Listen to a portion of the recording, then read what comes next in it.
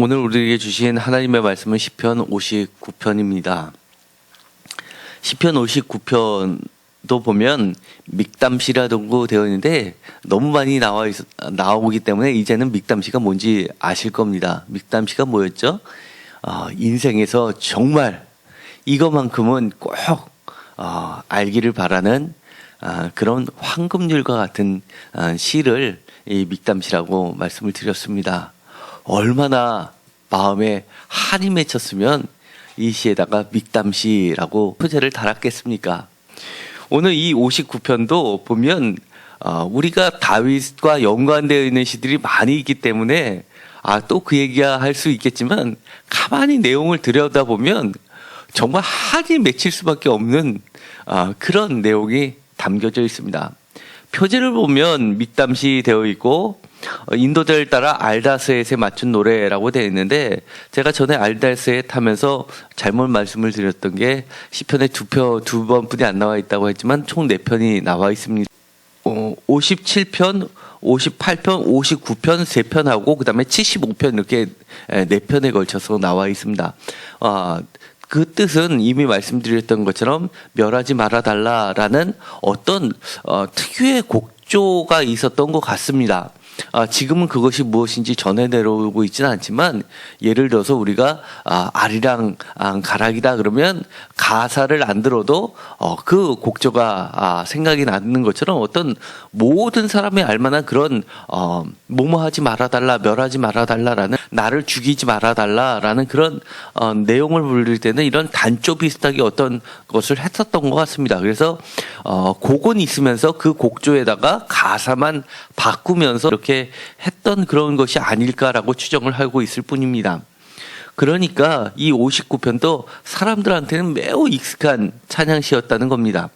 그 다음 표제에 보면 이렇게 되어 있습니다. 사울이 사람을 보내어 다윗을 죽이려 하고 그 집을 지킨 때라고 되어 있어서 이것을 보면 학자들은 명확하게 뭐라고 나와 있지는 않지만 오늘 읽었었던 말씀 사무엘상 19장 8절에서 11절까지를 배경으로 하고 있을 것이다 라고 많이들 이야기를 합니다.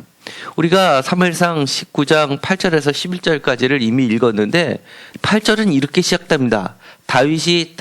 전쟁이 다시 있으므로 다윗이 나가서 블레셋 사람들과 싸워 그들을 크게 쳐 죽임에 그들이 그 앞에서 도망하니라 라고 되어 있습니다. 그런데 그 다음 절이 이상합니다. 9절에 사울이 손에 단창을 가지고 그의 집에 앉아 있을 때 라고 있으면서 전쟁터에서 갑자기 사울의 궁전으로 급반전을 시키고 있습니다. 그래서 여기까지만 보면 사울은 집에 있고 다윗은 나가서 전쟁을 하고 있겠구나라고 생각을 할 수 있을지 몰라도 9절 하반절에 보면 이렇게 되어 있습니다. 다윗이 손으로 수금을 탈 때라고 되어 있어서 다윗도 이미 전쟁이 다 끝나고 사울과 함께 궁전에서 있었던 때라는 것을 알 수 있습니다. 꼭 짤막한 시간이지만 많은 시간이 흘렀다는 것을 알게 됩니다. 그런데 그렇게 다윗이 나가서 블레셋 사람들을 싸워서 크게 이기면은 상을 줘도 부족할 판 아닙니까? 그런데 이상하게 사울에게 악령이 임해서 사울이 자기가 가지고 있던 가까이 있었던 그 단창을 가지고 다윗을 향해서 던지게 됩니다. 다윗은 가까스로 피하게 되는데 그 창은 벽에 박힐 정도로 그렇게 무서운 일이 벌어졌던 겁니다. 그리고 나서는 다윗이 그 밤에 사울을 피해서 도망을 하게 됩니다. 그런데 제가 이때 사무엘상 설교를 할 때도 그랬습니다. 참 이해 안 가는 것이 있다고 그랬습니다. 이 정도 되면 다윗이 도망을 가면 저 멀리 가야 되는 거 아닙니까? 마치 우리가 술래잡기를 하듯이 안방에서 눈을 감았더니만 건넌방에 숨는 그런 정말 이해 안 가는 일이 벌어진 겁니다. 거기서 거기지 자기가 자기 미갈 딸에 있는 집으로 피한다고 그것이 안 잡히겠습니까? 정말 하나님의 특별한 섭리가 깔려 있다는 것을 우리가 느낄 수 있습니다. 또 한 가지 8절에 있다는 이야기는 그만큼 다윗이 매우 억울하다는 것을 드러내고 있습니다. 상을 받고 칭찬을 해줘도 부족할 판에 이렇게 미움을 죽음 앞에 놓인다는 것은 그 누구도 사실 이해할 수 없는 상황이라는 겁니다. 여러분들께서는 이런 상황에 놓였다고 가정을 합시다. 그러면 여러분들이 취할 수 있는 행동은 무엇일까요? 여러분들께서는 어떻게 하시겠습니까? 이 밤에 다윗이 도망갔습니다. 그리고 나서 이 59편이 그 성경에는 나와 있지 않은 사무엘상 19장에는 나와 있지 않은 숨은 이야기를 우리들에게 많은 이야기를 해주고 있는 겁니다. 59편 1절에 이렇게 되어 있습니다. 나의 하나님이여 나의 원수에게서 나를 건지시고 일어나 치려는 자에게서 나를 높이 드소서라고 기도했다는 겁니다. 위기가 찾아왔습니다. 억울합니다. 정말 분통이 터집니다. 가서 대항하고 싶고 블레셋을 크게 이길 정도로 뛰어난 용맹이라면, 싸움꾼이라면, 자기가 그렇게 피했다면 도망가지 않고 자기 칼을 들어서 단숨에 죽여도 분이 풀리지 않은 그런 실력자임에도 불구하고 도망가서 이렇게 하나님께 기도하는 겁니다. 나의 하나님이여 라고 이야기합니다. 그러면서 나의 원수에서 나를 건져달라고 이렇게 건져달라고 이야기를 합니다. 여기서 높이 드소서라는 이 말은 원어로 봤을 때는 어근이 높이 드소서하고 그 뒤에 있는 9절에 있는 하나님은 나의 요새이시니라는 이 요새라는 거하고 어근이 발음이 굉장히 비슷합니다. 그래서 하나의 은유를 맞췄습니다. 우리가 시편 59편을 이미 읽었습니다. 다윗이 이런 상황에서 나를 구원해달라고 높이 드소서라고 하는 것은 나를 높은 요새에다가 안전하게 보호해달라는 뜻인데, 그렇게 기도를 드리면서 중심 내용이 있는 겁니다. 나를 구원해줘서라는 그 중심 내용일 것 같은데, 다윗은 그 말을 같은 말이라도 하나님이 이 말을 하는구나 하면서 들으실 수 있는데, 다윗은 어떻게 기도하고 있냐면 59편 바로 9절에 보면 이렇게 기도합니다. 하나님은 나의 요새이시니 그의 힘으로 말미암아 내가 주를 바라리이다 라고 기도하고 있습니다. 어떤 분들은 이렇게 이야기합니다. 왜 이게 중심 내용입니까? 중심 내용은 나를 건져달라는 이야기가 아닙니까? 라고 하는데, 우리 이미 여러 차례 시편을 보면서 이야기했습니다. 시편 전체에서 중심 내용은 반복되는 데 있다라고 말씀을 드렸습니다. 여기서 반복되는 구절이 있습니다. 쉽게 말해서 후렴구라고 하는 것이 있습니다. 이 바로 9절입니다. 9절을 다 같이 읽겠습니다. 하나님은 나의 요새이시니 그의 힘으로 말미암아 내가 주를 바라리이다. 또 있습니다. 바로 17절입니다. 다 같이 읽겠습니다. 나의 힘이시여 내가 주께 찬송하리오니 하나님은 나의 요새이시며 나를 긍휼히 여기시는 하나님이십니다. 이쯤 되면 우리가 알 수 있습니다. 이 59편은 크게 나누면 둘로 쪼개질 수 있구나. 하나는 1절에서부터 바로 9절까지고, 또 하나는 10절에서 17절까지인데 바로 17절과 9절이 후렴을 이루면서 정말 이 다윗이 하나님께 기도했던 것은 바로 이거구나. 하나님은 나의 요새입니다 라고 기도했다는 것을 우리는 알게 됩니다. 우리는 이렇게 이야기할 겁니다. 우리의 기도 제목이 여러 가지가 있습니다. 뭐뭐 하게 해주세요, 뭐뭐 하게 해주세요, 뭐뭐 하게 해주세요. 저도 가끔 정말 기도하다 보면 왜 이렇게 내가 이렇게 하나님께 달라는 게 많지, 이렇게 생각이 문득 들 때가 있습니다. 하나님도 참 지겨우시겠다. 뭐뭐 해주세요, 뭐뭐 해주세요. 그러면서 또 한편에서 그래, 하나님은 우리가 간구하시는 것 그 자체를 좋아하시니까, 기뻐하시니까 또 끊임없이 달라고 기도해도 괜찮겠지라고 하는데, 오늘 시편을 보면 우리가 좀 신앙이 깊어지면 깊어질수록 우리의 기도도 좀 더 세련돼진다는 겁니다. 세련된다는 말은 어떻게 보면 좀 우습습니다. 세상적인 표현으로 말하면 세련된다고 제가 이야기를 하겠습니다. 한마디로 성숙한 기도는 이렇게 기도한다는 겁니다. 하나님은 나의 요새시오. 하나님은 나의 힘이신데 내가 주님을 믿습니다. 내가 지금 어렵고 이런 상황이고 저는 이렇게 되기를 바라지만 하나님은 하나님의 방법대로 하나님의 목적대로 선하신 대로 이끄심을 내가 믿습니다. 제가 하나님의 선하신 뜻에 합당하도록 이 모든 것을 견딜 수 있게 해주십시오 라고 기도하면 같은 내용인데도 불구하고 하나님이 기뻐하시지 않으시겠습니까? 다윗은 아마 그런 것을 잘 알았던 것 같습니다. 하나님께서는 이렇게 답변을 해 주셨습니다. 사실은 하나님의 답변은 여기에 이 59편에는 하나도 나와 있지 않습니다. 그러나 이 다윗의 기도 내용을 보면 이미 하나님의 답변이 그 안에 포함되어 있다는 것을 우리가 보게 됩니다. 그래서 우리가 기도 내용을 보면 우리가 스스로 내가 기도하는 모습을 보면 정말 기도대로 하나님이 응답해 주신다는 말이 맞다는 것을 느끼게 됩니다. 내 기도 가운데 하나님은 신뢰하는 것이 있고 하나님께 감사하는 것이 있고 하나님께 찬양 드리는 것이 있다면 나머지들은 다 알아서 하나님께서 채워주신다는 것을 보게 됩니다. 구체적으로 한번 보겠습니다. 이 다윗이 느낀 위협은 얼마나 위협적이었냐면은 한마디로 힘센 자들이라고 이야기합니다. 자기는 그들에 비해서는 매우 힘이 없다고 이야기합니다. 3절에 보면 이렇게 되어 있습니다. 그들이 나의 생명을 해하려고 엎드려 기다리고 강한 자들이 모여 나를 치려하오니 라고 되어 있습니다. 강한 자라고 이야기합니다. 시편 58편을 할 때도 이 통치자들아 인자들아 너희가 어찌 잠잠하느냐 그 말씀을 한 적이 있었습니다. 이 통치자들은 굉장히 힘센 자들이고 신의 이름으로 백성들을 탄압하던 자들이었습니다.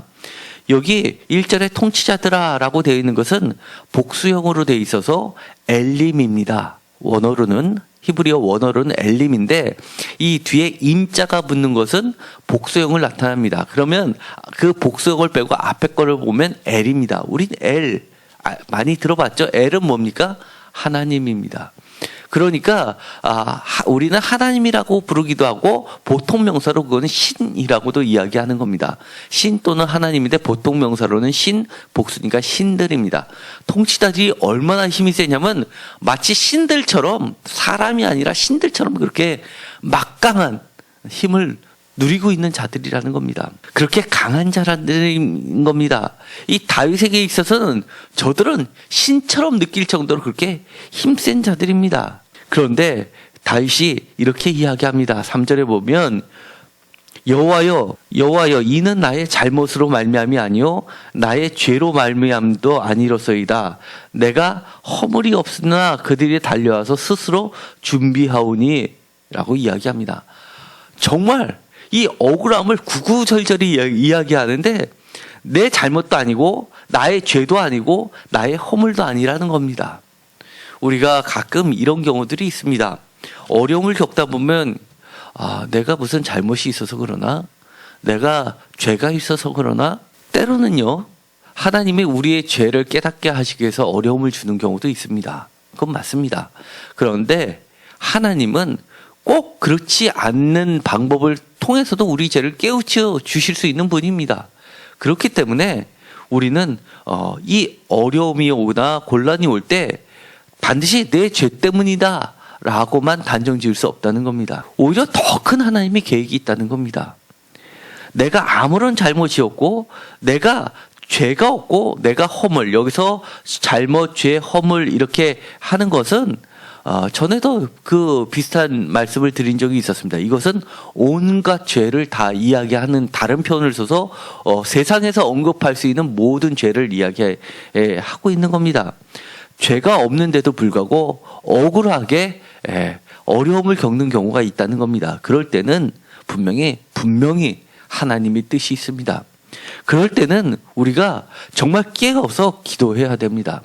우리가 지어서는 안 됩니다. 왜냐하면 하나님은 특별히 이 과정을 통해서 하나님이 계시다는 것을 하나님이 역시 살아계셔서 땅에서 지배하고 계시는 왕이시라는 것을 나를 통해서 드러내기를 원하시는데 하나님이 포기도 하시기 전에 내가 포기하면 안 된다는 겁니다. 이렇게 이야기합니다. 8절에 여호와여 주께서 그들을 비웃으시며 모든 나라들을 조롱하시리이다 라고 이야기합니다. 하나님은 그들을 비웃는다고 이야기합니다. 그런데 실제로 그 하나님의 그 비웃음 소리가 우리 인간의 귀에는 들려오지 않았습니다. 오히려 그들이 하나님의 자녀들을 비웃습니다. 어떻게 비웃냐고요? 7절에 보면 이런 말을 합니다. 다 같이 읽겠습니다. 그들의 입으로는 악을 토하며 그들의 입술에는 칼이 있으여 이르기를 누가 들으리요 하나이다. 성경에 이런 말씀이 있나라고 할 정도로 정말 무서운 말을 이야기합니다. 누가 들으리요? 이것처럼 교만한 말이 어디 있습니까? 하나님이 듣고 계시는데, 하나님이 보고 계시는데 하나님이 없다고 하는 거랑 똑같은 거 아닙니까? 그런데 우리가 사람의 귀로는 들리지 않지만 기도하면 영적인 귀가 열려서 하나님이 그들을 비웃고 있는 것을 우리에게 들려주십니다. 그래서 우리는 기도할 수밖에 없습니다. 그러면서 하나님은 나의 요새가 되어주시고 그들이 아무리 신처럼 강하고 힘세다 하더라도 하나님의 힘으로 말미암아 하나님께서 그들을 멸해 주시는데 어떻게 멸해 주시냐면 10절입니다. 10절을 다 같이 읽겠습니다. 나의 하나님이 그의 인자하심으로 나를 영접하시며 하나님이 나의 원수가 보응받는 것을 내가 보게 하시리이다. 하나님이 내가 승리자의 위치에서 높은 곳에서 낮은 곳을 내려다보듯이 하나님의 요새에 올려서 안전하게 거하면서 밑에서 개들이 짓고 있는 그것을 쳐다보게 하신다는 겁니다. 7절에 그들은 입만 열면 정말 개처럼 짖어댔습니다. 악을 토해댔습니다. 그래서 6절에 보면 이렇게 되어 있습니다. 그들이 점으로 돌아와서 개처럼 울며 성으로 두루 다니고 라고 이야기합니다. 그런데 하나님을 믿고 하나님을 의지하고 하나님을 신뢰하고 하나님께 전적으로 맡기면서 기도만 했더니 14절을 다 같이 읽겠습니다.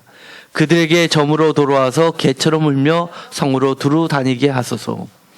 똑같은 말을 하는데 그 뉘앙스는 완전 180도 바뀌었습니다. 그들은 6절에 보면 그들이 점으로 돌아와서 개처럼 울며 성으로 두루 다니면서 그들이 입으로는 악을 토하고 그들의 입에는 칼이 있어 하나님이 들을까라고 하면서 그렇게 의인을 억울하게 어려움을 주고 있는데 기도를 하고 나니까 하나님께서 그들을 비웃으시면서 똑같이 14절에 그들이 접을면 돌아가는 게 아니라 마찬가지로 돌아와서 개처럼 성으로 두루 다니게 하는데 그런데 15절에 보면 그들은 먹을 것을 찾아 유리하다가 배부름을 얻지 못하면 밤을 새우게 만드시는 하나님입니다. 그들이 했던 그대로 하나님은 징벌을 내려주시는데 모든 사람이 찌찌찌할 정도로 분명하게 그들의 행동이 그대로 그들의 형벌로 가고 있다는 겁니다. 그래서 악을 행하는 자들과 우리가 똑같이 대응할 필요가 사실 없습니다. 기도하십시오.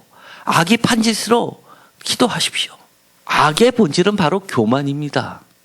하나님이 계시다고 믿으면 도저히 할 수 없는 것들을 그들은 하고 하나님이 계시면 두려워서 감히 하지 못하는 말들을 감히 거침없이 내뱉는 것들을 보면 분명한 악의 근원은 하나님과의 대칭점에 놓여 있는 겁니다. 대적자일 뿐입니다. 그렇기 때문에 우리가 걱정할 필요 없습니다. 다만 우리가 조금 더 힘들고 어려울 뿐입니다. 그러나 우리는 약하지만 강한 용사 하나님이 계시기 때문에 하나님께서는 분명하게 다스려 주십니다. 13절을 다 같이 읽겠습니다. 진노하심으로 소멸하시되 없어지기까지 소멸하시사 하나님이 야곱 중에서 다스리심을 땅끝까지 알게 하소서. 셀라. 어디까지요? 땅끝까지 알게 하신다는 겁니다. 혹시 여러분들은 어려움을 겪으면 어떤 생각이 됩니까? 땅끝까지 알기를 바라십니까? 저는 그냥 이것만 그쳤으면 좋겠습니다. 뭐 다 옆집이 알 필요도 없고 그 다음 옆에 사람이 알 필요도 없는데 이것만 멈췄으면 했는데 소멸되기만 하면 바라겠는데 하나님은 그것으로 끝내지시 아니하고 이거를 통해서 땅끝까지 알게 하시고 분명한 교훈, 황금시 믹담을 남겨주시는 겁니다. 왜? 더 이상 악이 판치지 못하도록. 그리고 지금도 악을 해가고 있는 사람이 그 결말을 보고 두려워서 돌아오게 회개하게 하기 위해서입니다. 그런데 그 교만은 그것을 모른다는 데 있습니다. 시인은 이렇게 기도했습니다. 정말 무서운 말을 합니다. 11절입니다. 그들을 죽이지 마옵소서 나의 백성이 잊을까 하나이다. 우리 영화 보면 이런 것들 가끔 나오지 않습니까? 정말 한이 맺혔는데 복수를 하는데 끝내 죽이지 않습니다. 일부러 살려둡니다. 그러면서 법의 심판도 받게 하고 또 많은 사람의 지탄도 받게 하는 것이 진정한 심판이다. 그러면서 멋진 말을 하면서 돌아가는 그런 장면들 가끔 보시지 않습니까? 죽이지 말라달라고 이야기합니다.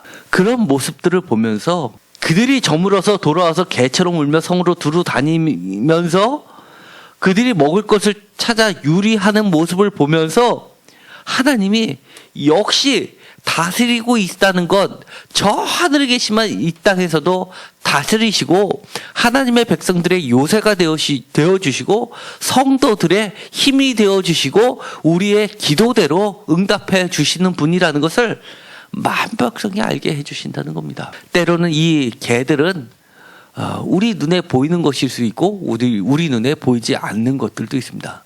예를 들어서 사업도 마찬가지입니다. 우리가 사업을 시작할 때 어떻게 시작합니까? 하나님, 이 사업을 통해서 하나님께 영광 돌리고 싶습니다. 그렇게 얘기해 주세요 라고 기도했습니다. 여러 가지 이유로 인해서 우여곡절을 겪으면서 사업이 어려워집니다. 그럴 때는 이 59편을 기억하십시오. 하나님, 눈에 보이지 않는 저 사탄들의 개들이 하나님의 사업을 방해하려고 짖고 다니고 있습니다. 입만 열면 거짓이요 입만 열면 악입니다. 하나님 소멸하여 주시옵소서. 땅끝까지 하나님이 다스림을 알게 하여 주시옵소서. 우리들의 사업장은 하나님의 귀한 군사요 백성입니다 라고 기도하시기 바랍니다. 언제요? 밤에.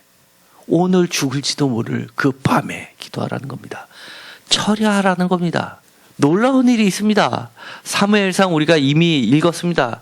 19장에 보면 제가 특별히 마음에 와 닿는 절이 있었습니다. 11절에 보면 이렇게 됩니다. 사울이 전령들을 다윗의 집에 보내어 그를 지키다가 아침에 그를 죽이게 하려 한지라. 지금 다윗은 이 밤에 있습니다. 이 밤에. 그래서 미갈이 이렇게 이야기합니다. 이 밤에 당신의 생명을 구하지 아니하면 내일에는 죽임을 당하리라. 이 밤은 어떤 밤입니까? 내 생명이 날아갈 수 있는 이 밤입니다. 아침은 어떤 아침입니까?